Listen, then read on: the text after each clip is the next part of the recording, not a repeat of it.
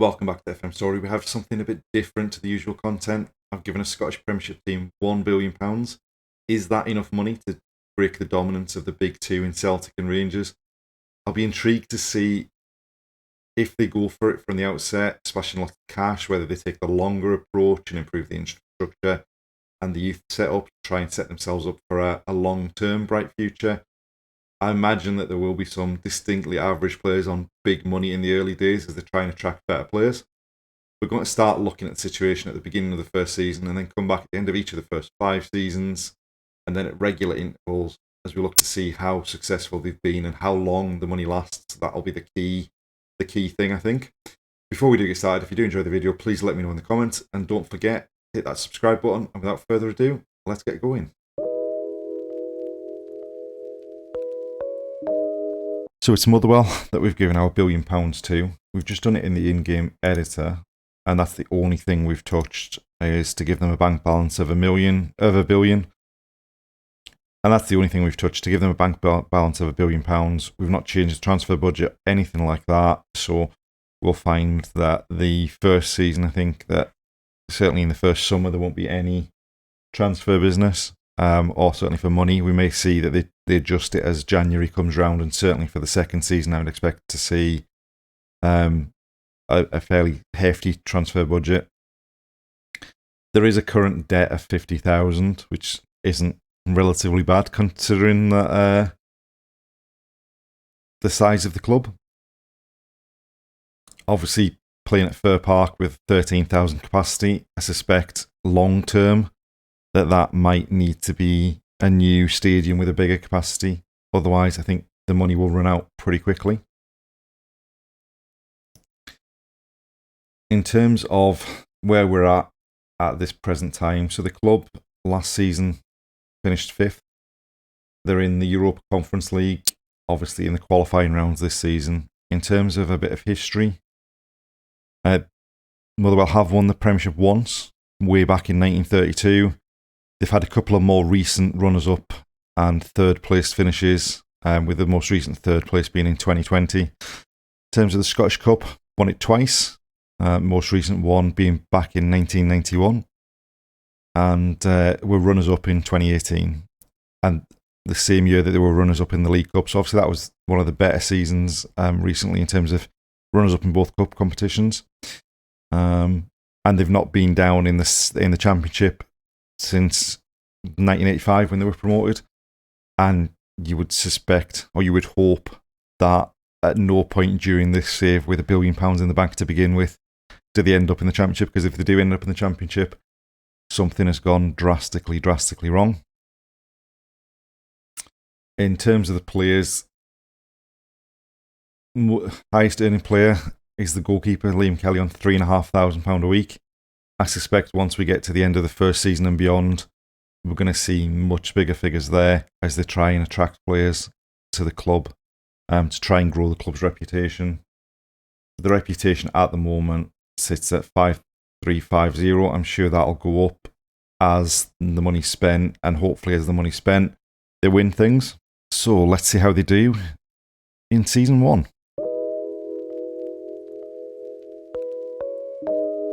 So season 1 has come and gone. As you can see, finished 5th again for the second successive year. And as we can see from the bottom corner here, we've not added any trophies. So no league win, no cup wins. As far as the league's concerned, finished in 5th place. Well off. Certainly well off Celtic, a bit closer to Rangers, but still well off. But that was a pretty tight battle for third. Hearts on 56, Aberdeen on 55, Motherwell on 53. As far as the table's concerned, you can see the big issue is goal scoring. They only scored 35 goals in 38 games, although they managed to only concede 39 goals in 38 games. So the defence was reasonably solid. Obviously, just not great up front. We look at how the league went, not the best of starts. I mean, 1 win before we got to sort of the middle of October.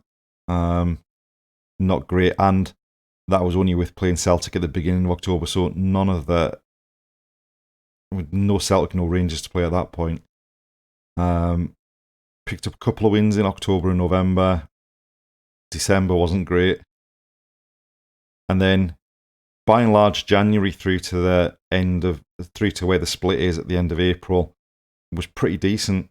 Lost to Livingston, lost to Kilmarnock, lost to Celtic, but won against Rangers. A reasonably decent run, that one. And then in the Championship group, they beat Celtic, but I would imagine that looking at how far Celtic were ahead, Celtic had probably won the league by that point. Won at home to Aberdeen. Obviously, the last couple of games of the season probably cost us a chance of finishing third, losing to Rangers and especially losing to Hearts, given that Hearts finished 3 points above us, although they had a better goal difference. But we would have certainly, if we'd won that game against Hearts, we would have been above them, we would have been above Aberdeen. But in the end, we finished fifth. It's not the end of the world. As far as the Cup's concerned, Motherwell made it to the semi-final. They beat Rangers in the quarter-final, and then they played Celtic in the semi-final, and just didn't win. Fairly straightforward, the fourth and fifth round, but then to draw both Rangers and Celtic is a bit of a kick in the teeth. As far as the League Cup's concerned, because of being in the Conference League, Motherwell skipped the group stage. So they played in the second round against Forfar away and won. Then they won on penalties against Livingston. And then another semi-final, another game against Celtic, and another defeat. And the Conference League did not go well at all. Knocked out at the first stage in the second qualifying round. Did okay away at Lillestrøm with that 1-1 draw, but then losing 2-0 at home. Not the best, and straight out of Europe at the first stage. In terms of transfers, as we sort of suspected, there wasn't an awful lot happened money-wise early on. Signed a player on loan from Chelsea, signed Finley Burns on loan from Man City, and then splashed a bit of cash in January, spending best part of $1.5 million on 4 players to try and improve the squad. Not an awful lot came back, just some players going out on loan. Obviously, the lack of goals was something they were looking to address in January, because Bloxham and Charles were centre forwards. Nicky Clark is someone who could play sort of everywhere there. And Keane Hayes was a wide player to try and create chances. It obviously didn't have too much of a side effect, but obviously they did splash the money there. In terms of what happened to the reputation, so looking at the reputation, that's gone up slightly. In terms of finances, the bank balance has actually gone up by 5 million from where we started, which I don't quite know how they've managed that. It may be these kit sponsors, because I'm assuming that. Yeah, so there's a 3.5. No, that one was already in thingy. That one was already there. There's no obvious new stream of income that's come in. That 50,000 debt is still there. Yeah, that's a bizarre one. Obviously, we can see big for the level transfer budget for the coming season. So 50 million they've got available to spend. And just looking at the players that came in, did, by and large, end up with quite high salary. I mean, Dion Charles was one of the players that came in January. He's on 8,500. Tom Bloxham came in. He's on 4,300. Keane Hayes again 3,700. So the three of them all came in January and all became the 3 highest paid players at the club. And then just before we finish with the end of season 1, it looks as though we're waiting to see who wins the Scottish Cup as to decide whether Motherwell are in Europe next season again. If they are in Europe next season again, it'll probably be at the same stage that they were in this season in the Conference League. And hopefully they can go a bit further than they did in the first season. So season 2 is now over, and it appears that Motherwell have finished 5th yet again. So the 3rd season on the bounce that would be. So, yep, they finished 5th, qualified for the Conference League again. This season they did manage to have a positive goal difference and did score quite a few more goals. An extra 14 goals on what they conceded, on what they scored last season. As far as the league's concerned, a slightly better start than it was last season, although a lot of drawn games, particularly in September and October there. And generally, they did draw quite a lot of games throughout the season. Obviously, did enough to get into the Championship group. Only games in the Championship group that they lost were against Celtic and Rangers, which you would kind of expect them to lose. But a bigger gap between them and third. Hearts had a better season this season, finishing on 62 points. Motherwell actually finishing on the same number of points that they had last season. As far as the Scottish Cup's concerned, they got past St Johnstone on penalties, beat St Mirren, and then got hammered away at Aberdeen in the quarter-final. As far as the League Cup's concerned, they again skipped the group stage because of being in the Conference League. They beat Inverness at home in the second round, went away to Wraith and won 1-0 in the quarter-final, and then got beat again by Aberdeen in the semi-final. So that's 2 years in a row. The same teams knocked them out of the Scottish Cup and League Cup. The first season it was Celtic, the second season it was Aberdeen. Now, as far as the Conference League is concerned, a much better season than it was in the first season. So they were able to knock Pristina out in the second qualifying round. They beat Wolfsburg at AC in the third qualifying round. And they got through on penalties against Legia in the fourth qualifying round, which put them into a group stage with Derry, Copenhagen, HJK. They did reasonably well. 2 wins against home to Copenhagen and away at HJK and a draw. They ended up finishing third in the group behind Derry and Copenhagen. I mean, the fact that they beat Copenhagen and that was the only loss that they had, they just needed to be.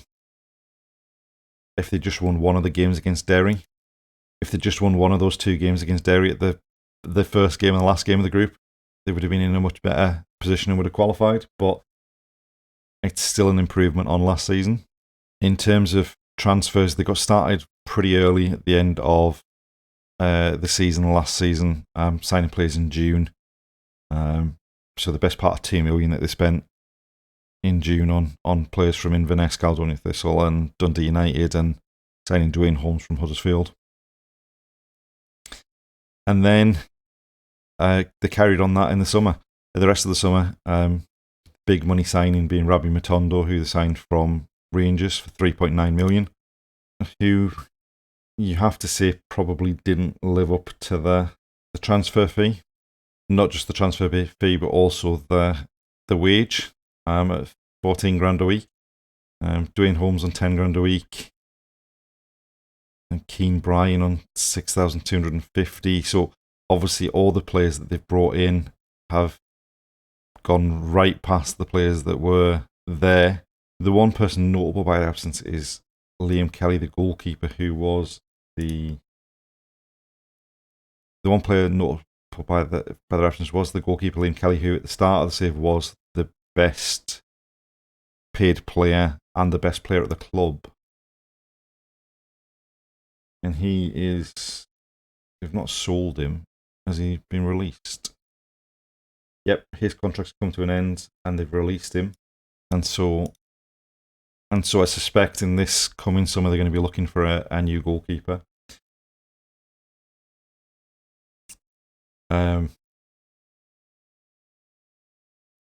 Reputation's jumped up a little to 5571. Finance-wise, just shy of 200 million off the bank balance in that season.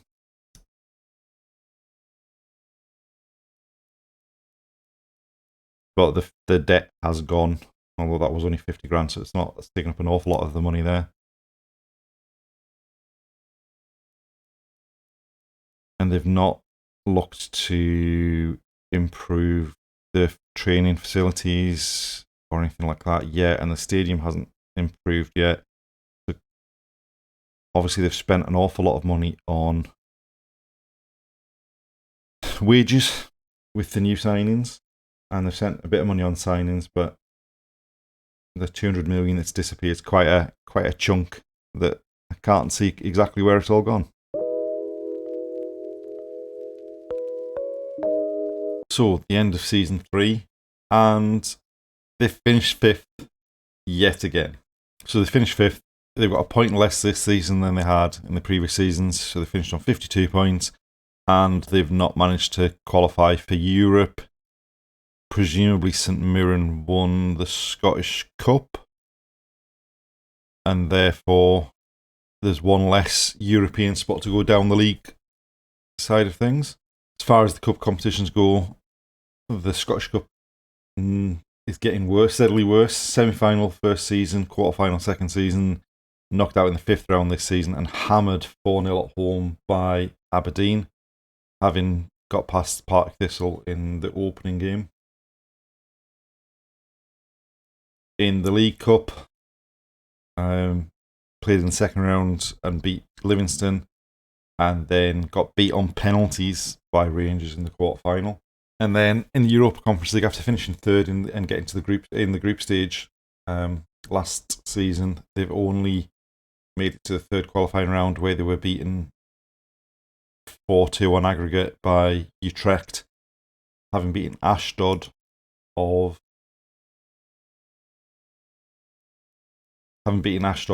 Israel on penalties in the 2nd qualifying round. In terms of transfers, obviously, like the previous season, they've started early with the transfers. The Liam Scales deal was part of the loan deal, so that turned into a permanent deal.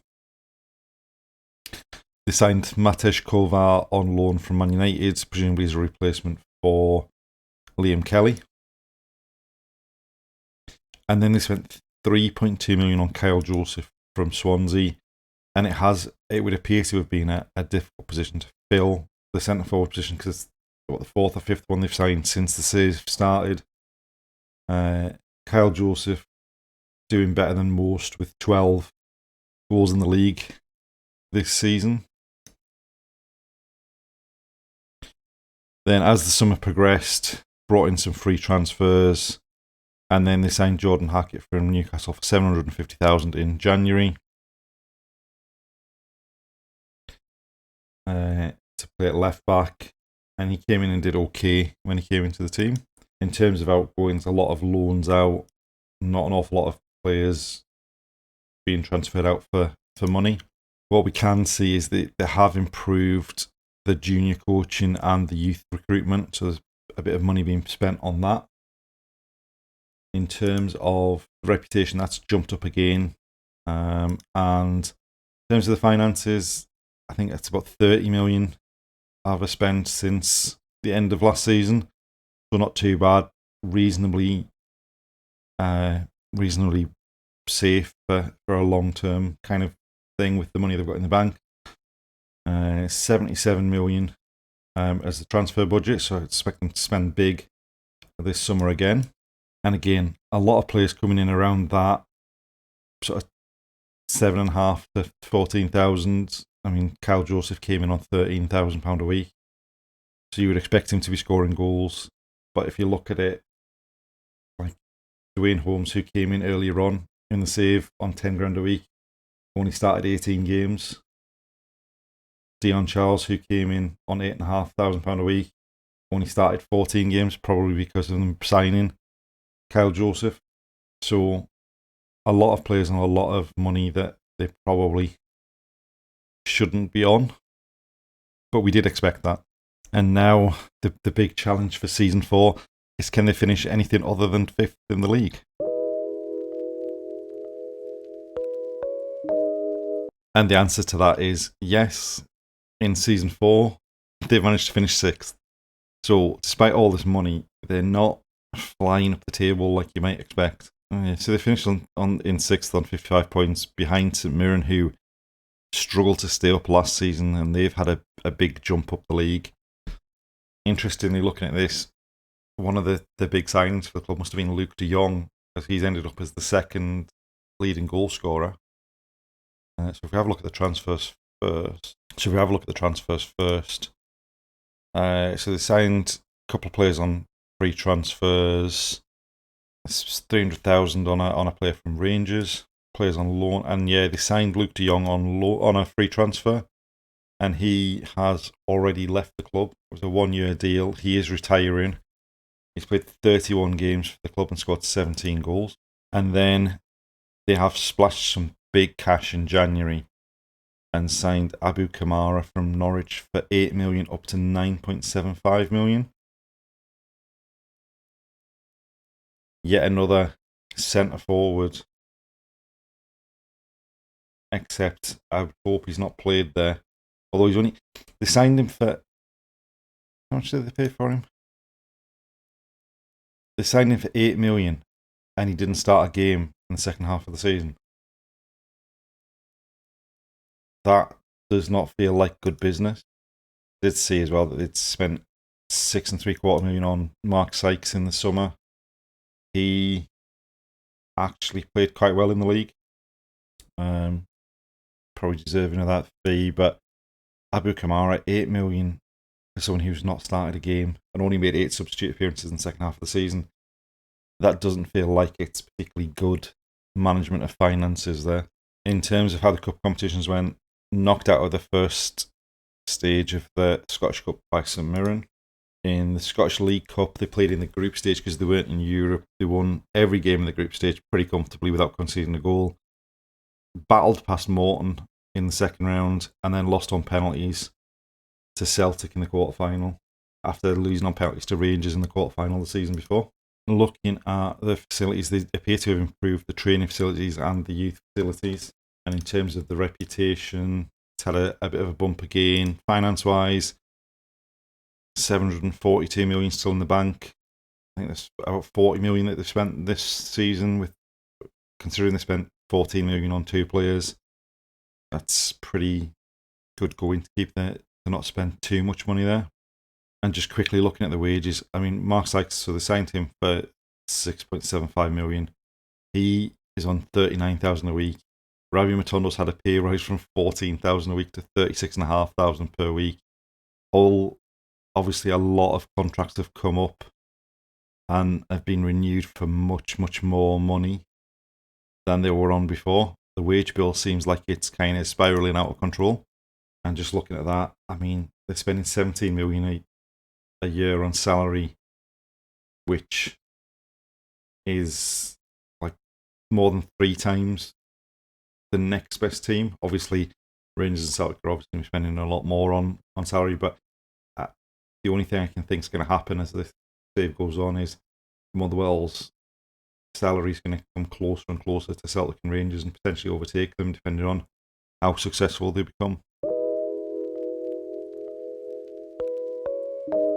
We've made it to the end of season 5, and it's been the best season for Motherwell since the save started. They finished 3rd in the league, albeit still quite a way off of Celtic and Rangers. But they have managed to qualify for the Europa Conference League.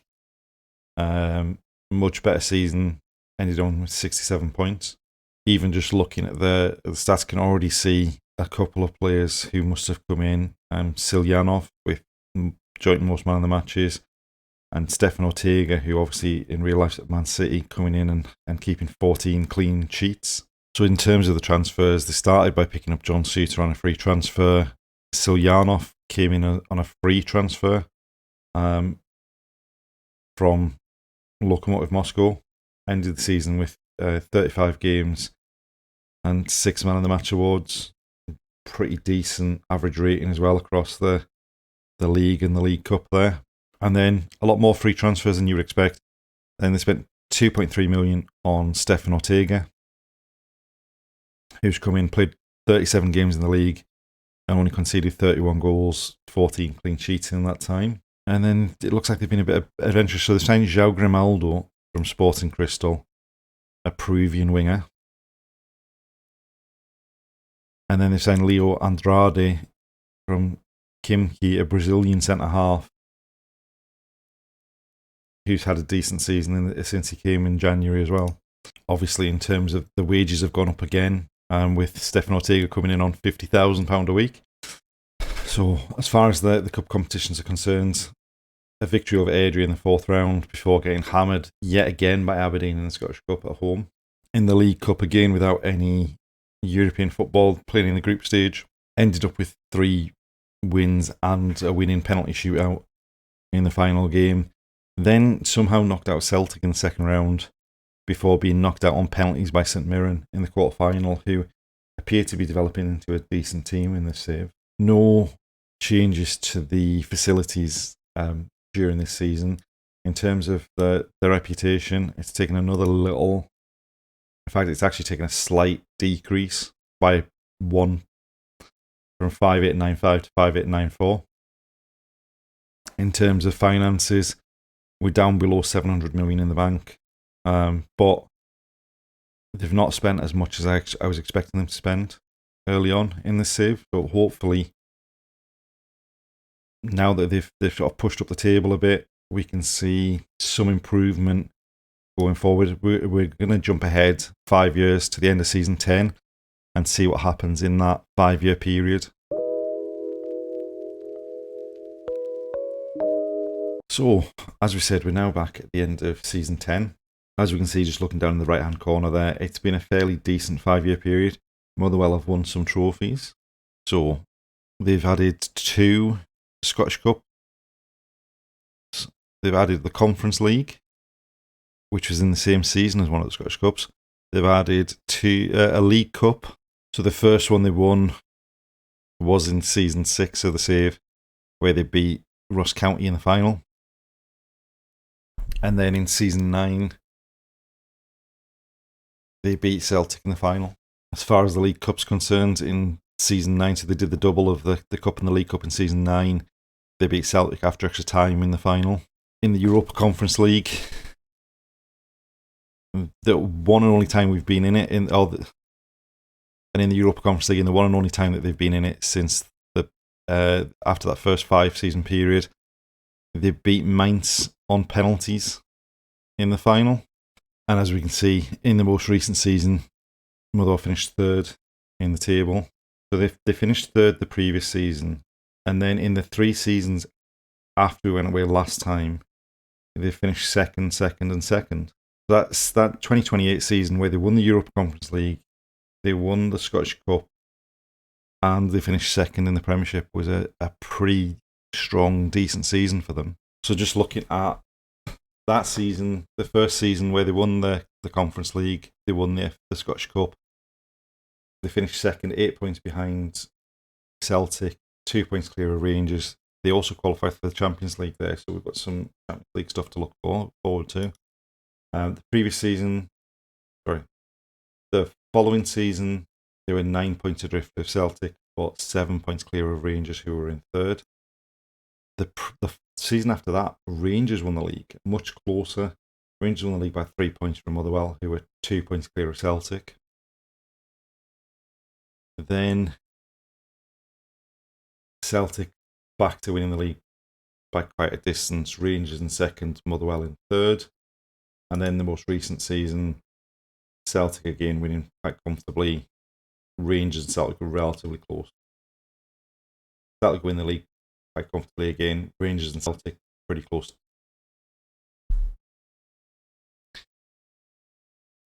And then in the most recent season, Celtic won the league pretty comfortably, and Rangers and Motherwell were pretty close together again. Obviously now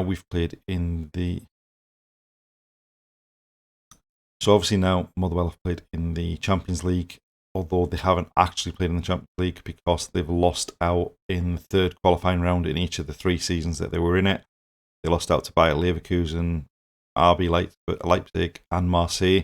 And you've got to say, even with the money that has been invested, and I'm sure it's continued to be invested in transfers, you would expect them to get beat by those 3 clubs, which obviously means we've dropped down into the Europa League, where in the first season, so the season after they won the Conference League, they got knocked out in the qualifying round of the Champions League, dropped into the Europa League, and made it to a semi-final where they lost to Roma. The following season, they made it to the quarter-final of the Europa League where they lost to Newcastle, got beaten by Ajax in the round of 16 the following year, and then the most recent season, lost to Villarreal in the quarter-final, the fact that a club, so like, obviously they've had money and investment, but the fact that they're getting to semi-finals and quarterfinals of European competitions shows that they're doing it a fairly successful way. So after we left off, they spent a bit of money on a player from Rangers. They didn't go too hard the next season. The season that they won the Conference League, they did sign Peroni from Man City. Got somehow Callum McGregor on loan from Celtic. Signed another player from Celtic, but that was after the final. Then, having won the Conference League and finishing second in the league, they went big. So they signed Kane Taylor from Celtic for 4.1 million. And then 14 million for Joel Mvuka, a winger, Norwegian winger, who seems to have done pretty well for them. They spent 11.75 million on Ben Lloyd from Swansea, who has already moved on to Watford. They spent 8.5 million on Elias Hoff-Melkersen from Hibernian, who's got 52 goals in 121 games for them.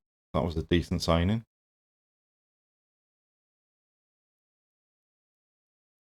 Spent 7.5 million on someone from Aberdeen.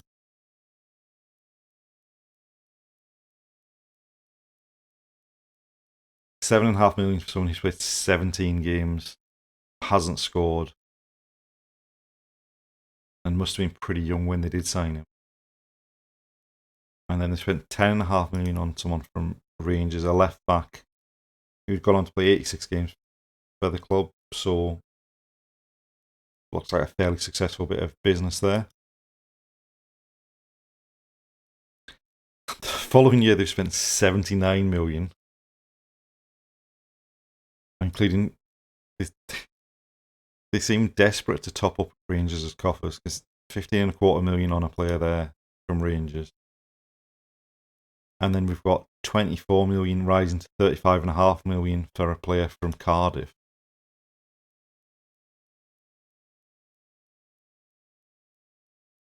Wow, they really have started to splash the cash. And then a further 47 million in that season, which included 26.5 million for Brian Mbeumo. And another big money transfer from Rangers. They seem to spend an awful lot of money on players from Rangers and Celtic. Signed Carlos Sola on a free transfer from PSG to sign him in 2030 at the age of 33. But he played 44 games in those couple of seasons he was there. 11 million on a player from Brazil, a left back. Seems to be collecting a lot of fullbacks. And that's the most recent season. So a hell of a lot more money spent in transfers. As soon as they finished second in the league, got into that Champions League, won the Conference League, they've really splashed the cash.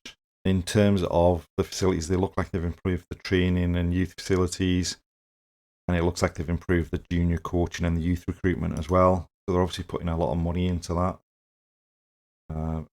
I would expect the reputation to have taken a big jump since we were last there. So when we left at the end of season 5, Motherwell's reputation was 5894. It's now 6662. And finances, there's an awful lot of money coming from somewhere, because by all that money they spent in transfers, they didn't recoup an awful lot of that in transfers out. They're back up to 867 million in the bank. They have got a sponsor for 158 million though. That would explain where a lot of that money's come from. Still debt free, so things are going well there. But overall, a pretty successful 5-year period there. Next, we're going to jump forward a further 10 seasons and just see, is the money still there? Have they still been successful? Have they managed to actually win a league title in that time? And have they made a bit more of an impact on the Champions League? So, we're back at the end of season 20, and immediately your eyes drawn to the trophies won in the right-hand side there. And there's definitely been some trophies. The other thing that my eyes drawn to is the fact that Stuart Kettlewell, who started the save as manager, is still manager now. And I'm assuming he hasn't had any breaks. Nope, still since the start of the save, Stuart Kettlewell's come in and he's the one that's won all these trophies. So, they've now won, in the last 10 years, they've won 5 league titles and 5 Scottish Cups and 5 League Cups as well. So 5 titles, 5 Scottish Cups, 5 League Cups.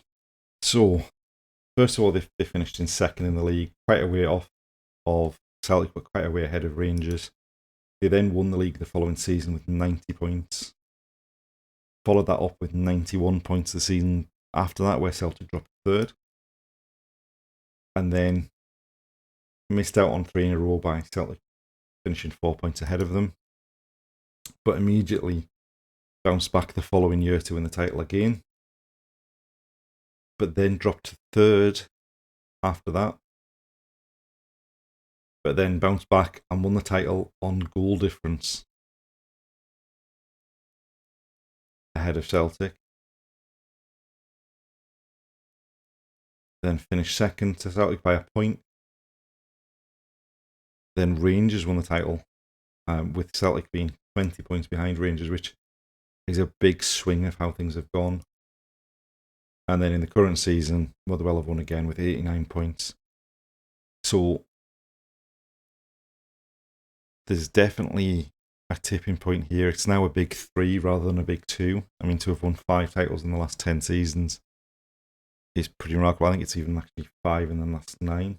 And as we said earlier on, we were expecting the salary to increase. And as you can see, Motherwell's salary per year now is nearly Celtic and Rangers both combined. I mean, the fact that Kilmarnock have come from nowhere to be spending 21 million a season as well. But obviously, the money's kind of still kicking about for Motherwell. I would imagine they've spent big in transfers, especially having won the league and being in the Champions League. So just having a look at how they've performed in the Cups and what happened. We'll start with the Champions League. So they lost another one in the playoff, then missed out on qualifying for the out of the league phase by 1 place, then made it to the last 16, the knockout round, knockout playoff, round of 16, knockout playoff, round of 16. So they appear to have developed into a team that are going to make it out of the league phase of the Champions League, finish and then get knocked out either in the playoff round or in the round of 16. They've lost to Benfica a couple of times, lost to Nice, Tottenham, Man United, Roma, Barcelona, all pretty big or relatively big clubs. As far as the Europa League is concerned, there's been a couple of seasons in the Europa League. Made it to the round of 16 against Feyenoord and lost a quarter-final against Lyon. They've not been back into the Conference League since they won it in 27-28. Now, the Scottish Cup, so a couple of semi-finals. I mean, it certainly appears, apart from the season they lost to Sterling on penalties, they either make the semi-final or the final. And in fact, that loss to Sterling was either side of two wins, so beating Hibs and Rangers, and then 2 years in succession beating St Johnstone in the final. As far as the League Cup's concerned, they beat Dundee United in a final. They won 4 in a row, 2 against Rangers, 2 against Aberdeen. And then the most recent years, they've lost in the quarterfinal to Celtic again. Now, they have moved into a new stadium, 33,000, so capacity's 20,000 up from what the old stadium was.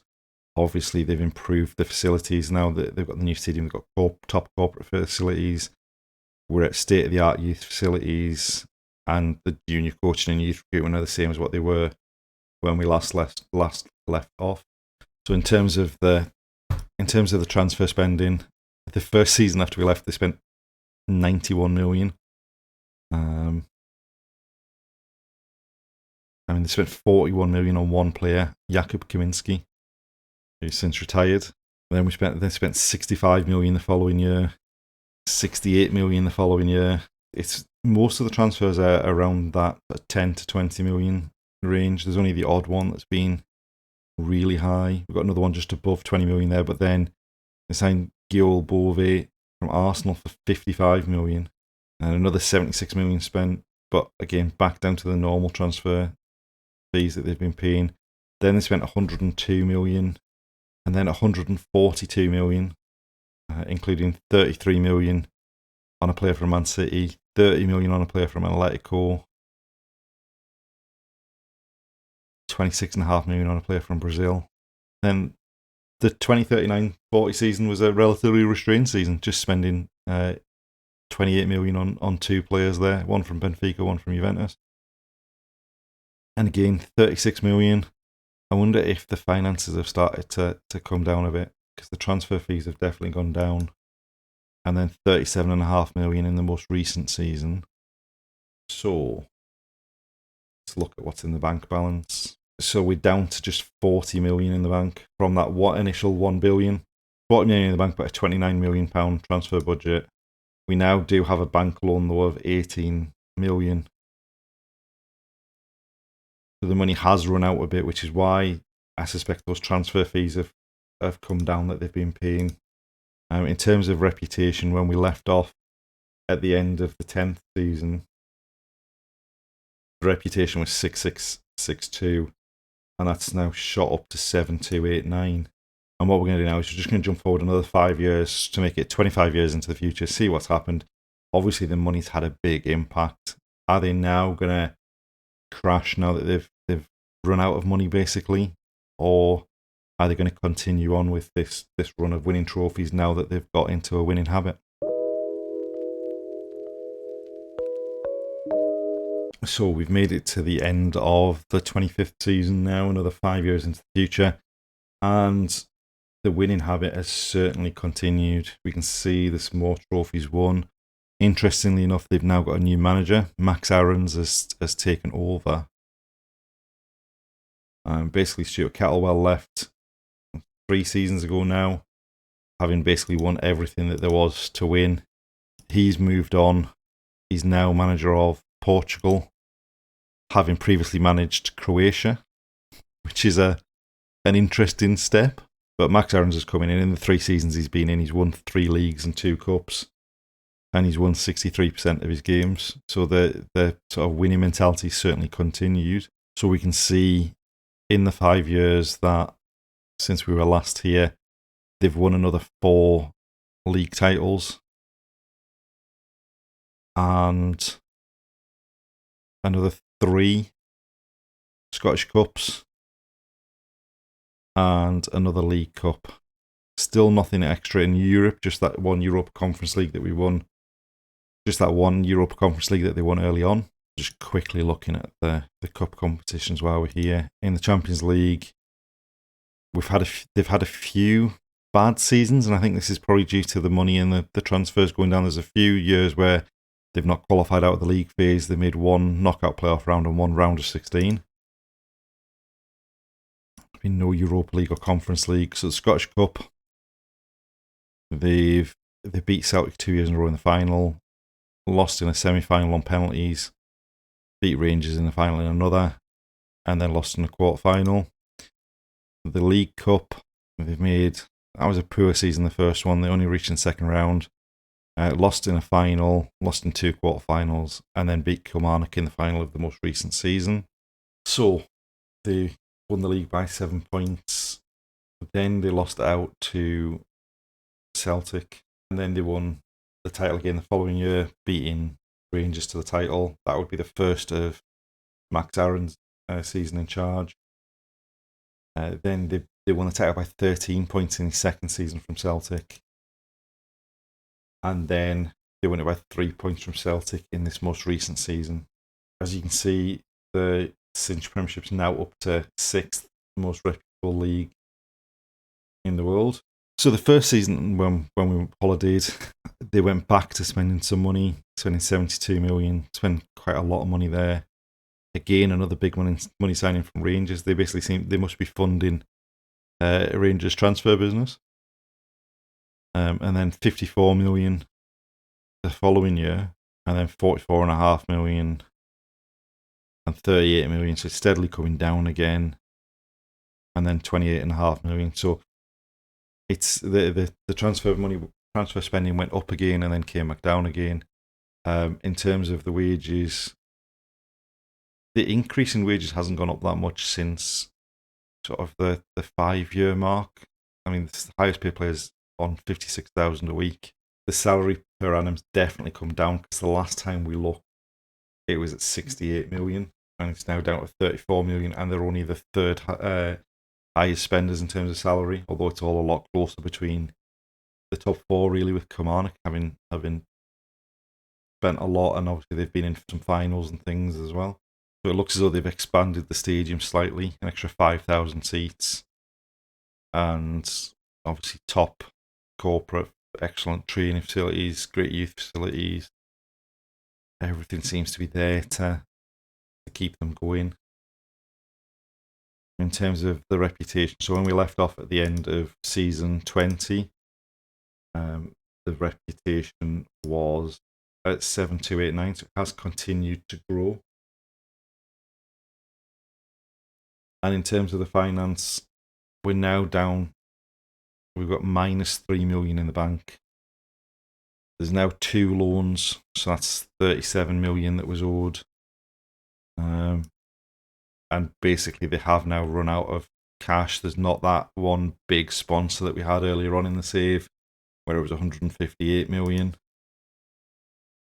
And I think this is probably a good point to go and leave this now, because I sense that it's going to be a struggle for them to keep up this winning run going forward from here.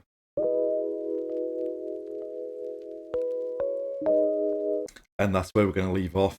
It's undoubtedly been a successful period for Motherwell, with that injection of the £1 billion in that 25-year period that we've seen. They've won 9 league titles, they've won 10 Scottish Cups, they've won 7 League Cups, and they've even won the Europa Conference League. Now, obviously you would expect them to do well with injection of cash like that, but it's always about who do they buy, where do they put the money, do they build the infrastructure to be a successful club long term, or do they chase the short wins? It looks as though Motherwell looks to the long term vision. Whilst I wouldn't say they've taken over as the one dominant team, it's now turned into a big 3 in Scotland rather than the big 2, and there's been spells where Rangers have looked like they were going to drop off, but definitely a big 3 still there, and there's definitely some eye-opening things like Stuart Kettlewell staying at the club for 22 seasons without getting sacked or without leaving for a bigger club, without winning all those trophies. If you have enjoyed the video, please let us know in the comments below, and if you've got any suggestions for any teams where you would be interested to see what happened if they had £1 billion in the bank, let me know in the comments as well.